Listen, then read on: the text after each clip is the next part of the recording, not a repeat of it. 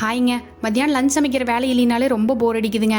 நேற்று ஃப்ரெண்டோட வீட்டில் ஃபங்க்ஷன் அப்படின்னு சொல்லிட்டு அதுக்கு அவர் போகிறேன்னு சொன்னதுனால அங்கேயே லஞ்ச் சாப்பிட்டுக்கிறேன்னு சொல்லிட்டாரா. அப்போ எனக்கு மட்டும்தான் என்ன பண்ணுறதுனே தெரியல. கொஞ்ச நேரம் மொபைல் நோண்டிட்டு இருந்தேன், அதுவும் போர் அடிக்க ஆரம்பிச்சிருச்சா. அதனால் மொபைலில் நோண்டிட்டு இருக்கும்போது இந்த பாலையா இருக்காருலங்க, தெலுங்கு ஆக்டர், அவரோட நிறைய டைலாக்ஸ் எல்லாம் வந்து ட்ரோல் பண்ணிட்டு இருந்தாங்களா. நான் அதில் ஒன்று ட்ரை பண்ணேன்.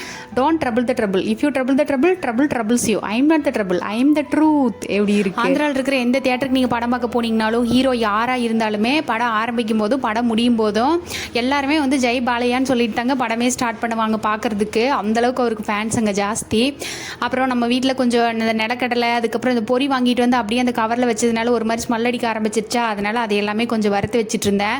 ஃபஸ்ட்டு வந்து என் ஒரு ஆளுக்கு தானே, அதனால் வெரைட்டி ரைஸ் செய்யலான்னு தான் நினச்சேன். அப்புறம் திடீர்னு இந்த பருப்பு தொகையில் மேலே ஆசை வந்துருச்சா, அதனால் அதை அரைச்சிக்கிட்டேன்.